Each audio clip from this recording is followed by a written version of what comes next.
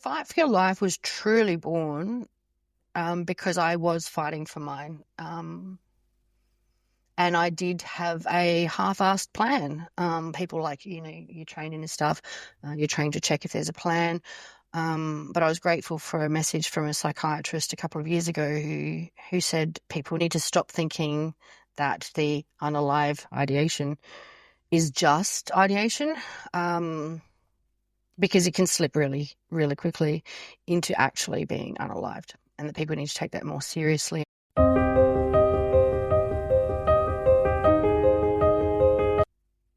Welcome to the Superpowered Evolution Podcast, Series 1, Fight for Your Life. I'm here to do a pre-episode, episode 0, after launching, to answer a few questions. What is the Superpowered Evolution Podcast? What is Fight for Your Life Series 1? Will there be more series? Who am I? Why are the early episodes a bit shit? Apparently you're not supposed to swear. Who am I? Why am I making it? Who's it for? Where's it going? We'll see how we go with all these. I don't want it to be too long, but I did want to give some context to the project. I would think that it probably would have been early 2022 that I came up with the idea. And I think I came up with the idea when I was confident. So I'd done a lot of healing, and I was starting to experiment with other ideas, like what is breathwork like, psychosynthesis, internal family system, starting to step into some other spaces a little bit. And but I was also really sick at the time, and I didn't really realize how sick I was until probably mid-2022. There's a dog nearby, sorry. I have a dog. He might come in. He might say hi.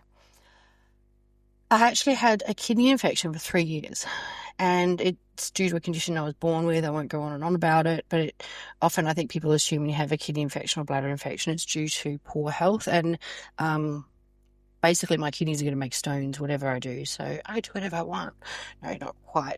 But I actually had a kidney stone about 1 centimetre lodged into the meat of my kidney. And so when I had surgery, they couldn't get it. And the way the health system was, and it was around just post-COVID, I think. The first surgery was before COVID, I think. And then no one followed it up, and they said they were going to follow it up, and I've got ADHD, and it was untreated then. And then I was like, wait, I'm still sick. Long story short, I was sick for 3 years and had surgery, I think it was early 2023. And it was actually an incident early 2020 that made me sick. Like an incident was a big part of that. And won't go into the mechanics of medullary sponge kidney, but you have an infection for 3 years, like an actual infection where you need antibiotics and you keep coming off of them because the cost of antibiotics, that certainly takes its toll. And because it is a lifelong condition, and there are certain things I can do to make it a bit better, which namely means drinking 3 litres of water a day, which is a bit shit. But anyway, I was feeling pretty defeated. And the other thing that happens when you're really sick is, I'm sure that many of you know this, is you're really depleted. So you don't have the capacity to do all the things that you normally do. Like, I prefer to train most days of the week. I have a certain level of willpower when it comes to things like not doing my default coping mechanism, which is if I'm not coping very well, I go, oh, fuck it, I'm just going to have wine, right? Something that I've done on and off for a long time. So when you're in that state, you just don't have willpower. You don't have the capacity to prepare food the way that one normally does. Like, I've had really solid routines in my life for a really long time that are really important for my regulation. So a long time ago, I learned that food prep Sundays just needs to be a thing. If I lose my Sunday, my week goes to shit. So it's really important that I eat properly for my body type and for my mental health, have enough water, don't drink too much. There's a whole bunch of things that go into wellness, right? And the formula might be different for each person. There are some staples, though, some foundational things such as get enough sleep, movement, water, have healthy relationships. I need to speed this up a little bit, I feel. So I was really sick. I was really depleted, wasn't doing the self-care stuff that I needed to be doing. I have complex PTSD, and I've had it for a long time. I've had lots of treatment for it. I know lots of things about managing it to the best of my ability. You can hear my dog tapping maybe. And after I had the surgery, you coming, buddy? Yep. I thought everything would just magically get better. But I was so depleted, it wasn't funny. So we're talking early 2023. And I had a bricks and mortar business. It was a pole and fitness studio. And I had the misfortune of having a few teachers need to leave for various reasons, like new jobs, moving away, change of focus, stuff like that. So on top of being really sick and having surgery, I ended up teaching like 14, 15 hours a week on top of running the business. I was doing like 50 to 60 hour weeks. It was dreadful. And I crashed and burned. And like I said, I'd had this idea and spoke to my mentor friend, Gary, about it, and he liked the idea as a project that we could work on together. At the time, I called it Fight for Your Life, but Fight for Your Life is Series 1, and we'll talk a bit about that in a minute. But in my, I don't know, maybe ego, but this always happens when I think I'm at a certain point. I go, I know enough that I can teach it. I'd like to unpack that. I think I've got the pathway. The universe comes and slaps me somewhere and says, no, you don't. So I think that I was like, yeah, let's make this. We've got the pathway. We know what the pathway is. And I only to over 2022, 2023, I started to really not want to be here. Having a kidney problem that just kept resurfacing and could make me really sick. Like when I was a single mum and my son was younger, I would be so sick and I'd have to have these big needles in my bum and I could be sick for months. It was terrible. It was a terrible condition. And it hurts because you literally imagine having a stone in your shoulder. And my mental health was not great. I'd lost a lot. I thought I was with like my last long-term proper partner. I felt was my best friend, but they actually cheated on me and got back with their ex, and that had a big impact on me in the studio.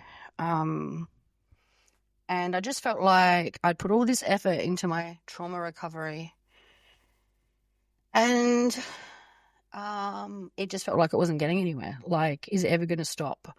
And probably one of my biggest lessons in that time when I finally came through and went, I don't want to be unalived, was one is what acceptance looks like. So I do have a lifelong kidney condition. I do have complex PTSD and it is currently incurable. So instead of being a sad sack forever and wanting to be unalived and being pissy that I couldn't do that, I decided to start exploring what does being alive look like and re-look at this project and redefine the pathway with my friend and we followed the dots a bit, followed spirit a bit. We sort of had a pathway and then we'd often follow our impulse. And yeah, still thought, okay, let's make this map. But this time, very, very few people knew that it was actually, I felt like crying saying this, it was actually me trying to stay alive. Really, really trying really hard. And I really hope that in Australia, some of the, I don't want to like that make goes out. In Australia, I hope that we get more access to treatment soon. I see some great stuff happening overseas and I would love for that to happen here. And that said, in the last, 2025 now? In the last 2 years, I've had, I wouldn't say a big turnaround in my, well, it is fairly big, but there's been a turnaround in my way that I view what I have, the level of acceptance I have of other people and their shit instead of, there's so much. There is so much. So Fight for Your Life was truly born because I was fighting for mine. And I did have a half-assed plan. People like, you train in this stuff. You're trained to check if there's a plan. But I was grateful for a message from a psychiatrist a couple of years ago who said people need to stop thinking that the unalive ideation is just ideation, because it can slip really, really quickly into actually being unalived, and that people need to take that more seriously. And reading that in my own report, because I'd be busy reassuring people, oh no, I'm not. But the reality was that when I shut my business down, I really had enough. I tried so hard. I wasn't meant to run it by myself. That wasn't the plan. The plan was to grow it, put a manager in place and go write books. The numbers actually worked really well until half the business got poached, and then I rebuilt it, and then we got COVID, and then everybody got fragile about spending money and wanting to do their bucket listings, and small boutique gyms really suffered here in Australia. But anyway, I made the decision to shut it down. Is my mic on? Yes, it is. And part of that was there was actually a fair amount of debt. In my sickness, I had actually gotten a couple of loans, and thinking that I'd be able to get back on my feet, and I trained all my staff, but then people had to leave. I'd be able to pay them off, and I just got depleted. And there was other financial factors that played into that. So my sort of plan was that I was going to work through dealing with all this debt that had happened, because if I did do my pseudo plan, I didn't want my son or anyone else having to deal with that level of debt. And I remember consciously thinking that I was walking two paths. I didn't bring tissues, I feel like crying. And hoping that the path of making this program and continuing therapy and finding the right therapist and coming back to the daily practices that I know work, I hoped that the pseudo plan would just disappear. And I figured that's what would happen if I don't know, get up and view sunlight in the first 30 minutes, train, make sure I eat properly, anchor into my true self, do no sleep, deep rest in the middle of the day, give my dopamine a boost, press pause. All of those things would lead to me doing things like drinking less, having more hope, feeling better, and not wanting to stop being here. So Fight for Your Life was really born of that. And you might think, why would I watch this? Like, who are you? Well, I'm a normal person like you. I've had a lot of trauma. The first 18 years of my life were really filled with a lot of CSA, DV. Is R a word? I'm sure we all know what that means in the context of the other acronyms I just said. My body took a lot. And the thing that helped me a lot was my brain. I was quite academic, and I just threw myself into my schoolwork and made sure I got pretty much straight A's other than PE, and math. So it was a long, hard life with a lot of costs. My body has taken so much, and I'm not minimizing anybody else in the world by saying that. I don't know why I would say that, probably minimizing myself. I've taken a lot of beatings. I've got permanent injuries. It was pretty freaking hard. So because of the life that I had, I was very diligent about starting therapy early. I noticed very young that despite saying I wasn't going to... You come in, buddy? Let's see if we can see him. Hello, buddy. We love you. The old, I'm not going to be like my mom trick. But then realizing I was yelling at my little kid. And I was like, well, this is shit. And put myself in therapy. Put myself in therapy in my early 20s. And I've just been really, really diligent about my healing and my self-reflection and my accountability and responsibility. And some of those things took a real bit to come to. So when I was diagnosed with complex PTSD, I had an understanding now of why I was reacting the way that I was, and I was understanding that I was triggered. And then I would realize that sometimes I'd communicate that stuff to a partner and they might use it against me. Red flag, guys. And so I spent a lot of time studying. I've got various qualifications in coaching, personal training, career coaching. And what I really believe, I guess at my core, let's go to all people, if we have the right environment, we can uncover our superpowers. And as a young youth worker, that was my sort of goal when I worked with people was you don't know what you're good at until you actually try it, right? So I didn't know I could sculpt until I was just mucking about with a bit of clay one day. I was going to make a pot and I accidentally made a human. And I was like, oh my God, I can sculpt. And it was a really super experience because I could take that forward in my work with others and go, well, what does that mean for everything else? You try this. Oh, maybe I'm good at that. Try that. Just try it and see. Suck it and see. So there's that. But then when it comes to trauma, and people have different views, and I'm not telling people what to think. This is my view and experience is if we just sit in it and we're like, life sucks, all this stuff happened to us, me, and I've been there. It's your fault that this has happened. It's your fault. It's your fault. All the blame stuff. It's not my fault that I'm like this. And I didn't finish what I was saying before. I've got ADD and my meds are running out. But I think I was using it as an excuse. I was like, well, I can't do anything about it. Like, I've got these triggers and you're setting them off and then I'm getting angry back and you shouldn't talk to me like that. And that's right. Like, someone shouldn't talk to you poorly. But what I came to believe in my definitely not my first, a big level of accountability and taking responsibility was that I'm not going to use my triggers as excuses and that I need to get in the way of me hurting other people by my shutting down or my fire. And that doesn't mean that it won't ever happen again, but I certainly do the work to, as Dr. Viktor Frankl said, create the space between stimulus and response. And that's definitely not the accurate quote, but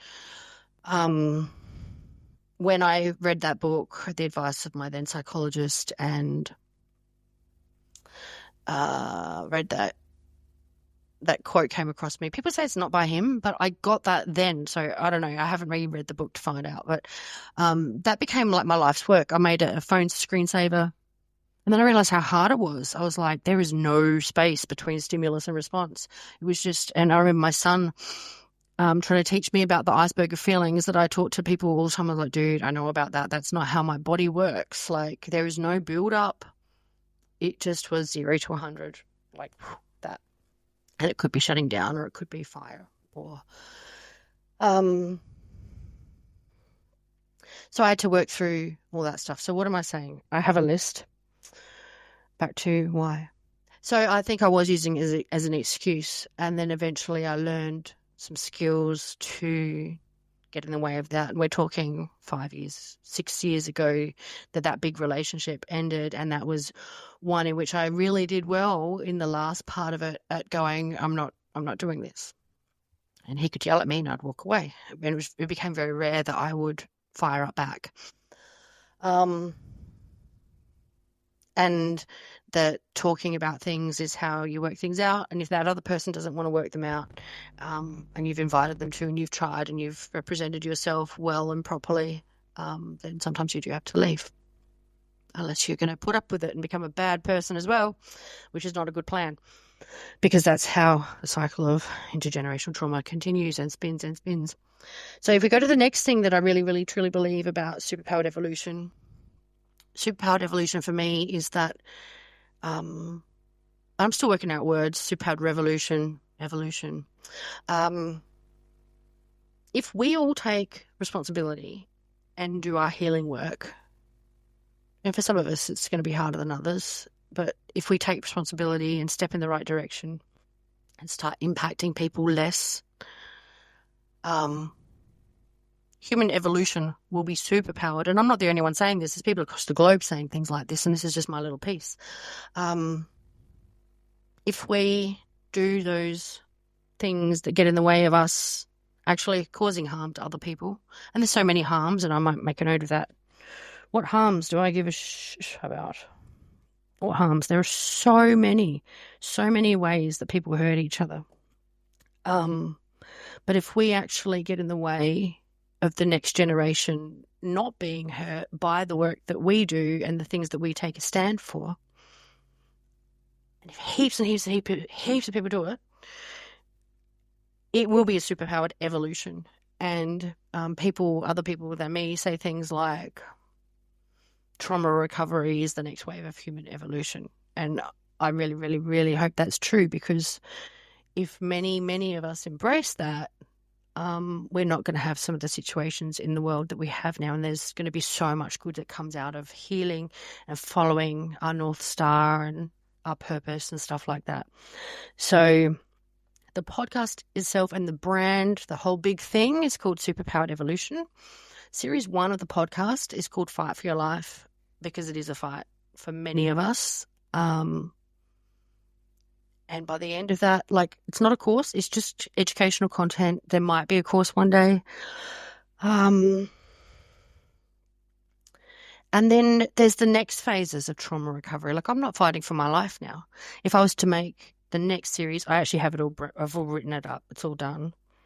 But the last one is laying down your sword. We don't have to fight anymore. Or maybe the next one's laying down your sword. And then the next one's something about mentorship and meaning making and lifting up people. So the aim of the podcast itself is to make the language of trauma and trauma recovery accessible and to create conversations around it. So we'd love if you comment and ask questions. And I'm very well aware that I'm not the only one doing this. And I'm sort of the mind that we'll get this content out there and see if there's a need for the next ones. But I think there is, this is my experience as a human and people like me can relate to me. And the first series is actually done with a psychotherapist. So it's a therapist and a therapy having conversations about their experience on either side of the table, so to speak, and try to make that accessible. And with that heart of if we can make a difference, we need to. So that's what that's all about. I also want to say something, like I said before, in early 2022. No, this started late 2022 filming. So the first episode that you can see is late 2022. And if you notice, I actually spoke with a student of mine this morning about this, and I said, you might notice that I wasn't okay. And she's like, yeah, I kind of wondered. And it made me think, and I was like, should have I not even put it out there? And I remember Gary saying to me repeatedly, he said it so many times, you don't have to do this, I kept getting triggered because I was weak and tired and sick. I was easily triggered. I had a lot going on. I'd had some really bad things happen, really hard things happen. Lots of really deep betrayals that turned into some really valuable learning. I'm going to write that down. But I persisted, and I said to him a number of times, you don't understand, this is keeping me going, this level of meaning. I do a podcast with him and just feel energized and just want to keep working on it and make the complementary content that goes out and the social media stuff and the resources. I love making educational content and explaining it to people and sharing knowledge. And then I'd go to the studio I own and just flop. Just be like, I don't want to do this. And truth be told, I actually love teaching pole and fitness, but it was in such a toxic mess of a state that I just didn't want it. So you'll see that I am not okay. In a lot of the videos, I'm coming off the back of being triggered. I know in one of them, I said to him, I probably should be cancelling this because I got really badly triggered yesterday, but I've just been to the beach and I've done this. So we talked about it on the podcast and talked about the things that I did to bring myself back to center, or you might know the zone of tolerance, back into the green zone. And I'm just writing down window of tolerance because there's some things I want to just talk about by myself of here. I talk to people all the time, my clients, and mostly it's free because I just get into conversations with people. And then somehow we end up on some track and I tune into what is happening for them. If you're into human design, I'm a projector, so my aura is all encompassing, and it's like I can basically feel what is happening for you, and then I can put my finger on it. And I don't mean to do it, and so I'm very consent focused in conversation. Like, I'll often check in if people are okay to keep talking and stuff like that, so it's not invasive. But yeah, so she noticed that I wasn't okay, and I've been wanting to do this video for a while to actually share I wasn't okay. I wasn't okay for a whole chunk of it. I was triggered and triggered and triggered. And watching it, I'm like, oh, why did I put this out there? Because I bloody made it and I'm attached to it, okay? And I really hope that it does help people. I actually hope that it is March 2025 now. You can probably tell if you go and look at that video and look at this one. I'm not like, ooh, disjointed and discombobulated. I just kept popping out, and I really hope that it is of value. I hope that it's not too hard to listen to or watch. And I'd love if you do send in questions and stuff like that, because I and we can answer them. So I've explained what it is and what it's about, who's making it. I am the project person. And I guess it's a way of tracking my own healing journey too. Like, if you look at Fight for Your Life, that's where I was. And here's the things that I learned in that time, and with the lens of a psychotherapist actually feeding into that structure and that content. So we made that together, and then we obviously recorded it, blah, blah, blah. And as we go on, people will see that I'm getting better and better and healthier, and that's because I'm doing the work.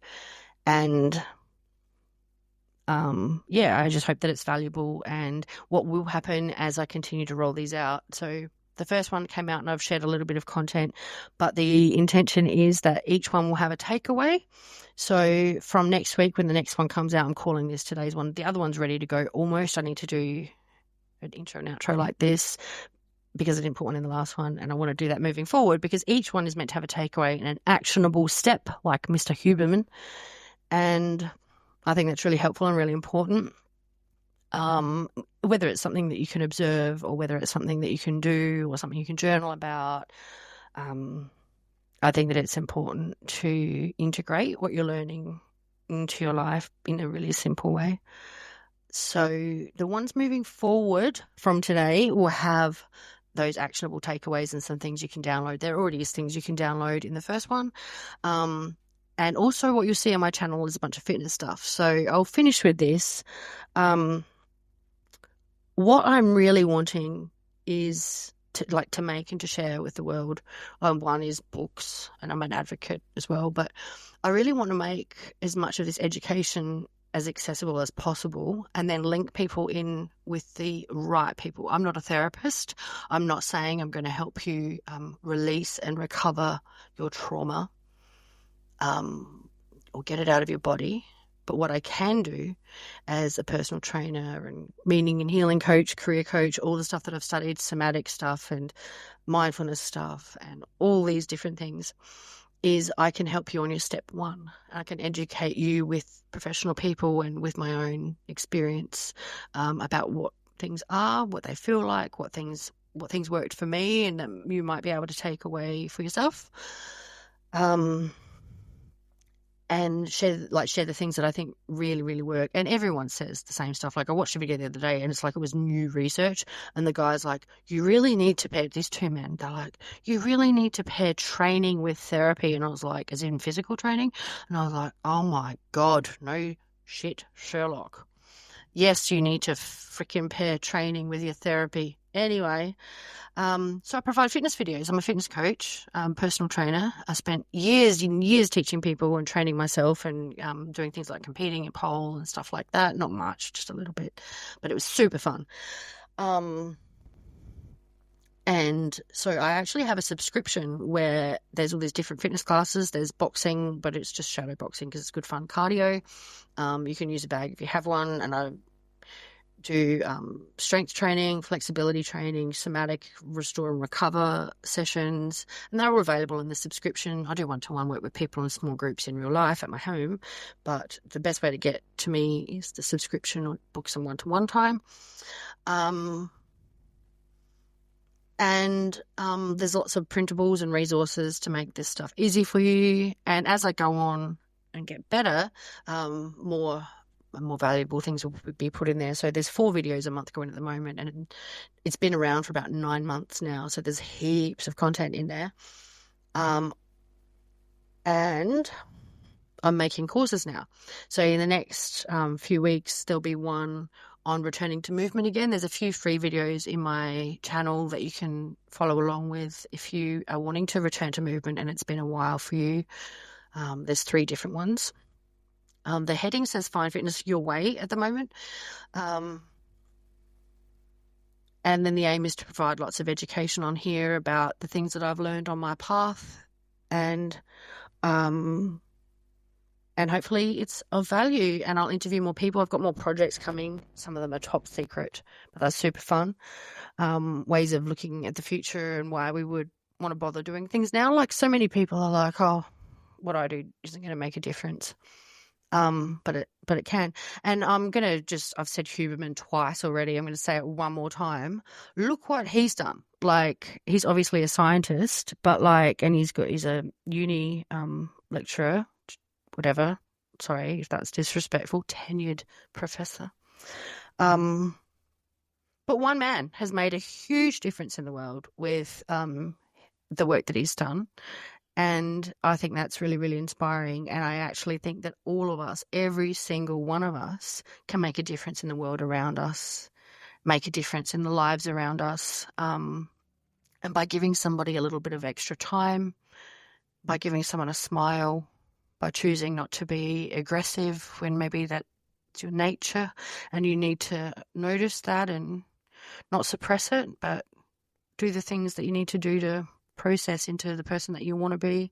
There's so much that we can do to better the world around us. So I hope that, I don't know, that was maybe a little bit inspiring, helpful.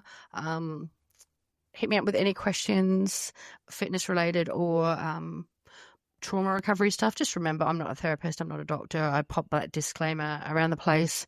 The views I represent are my own. And that's all for the what the heck is this podcast about topic. So thank you for watching. Please remember to like, share and subscribe.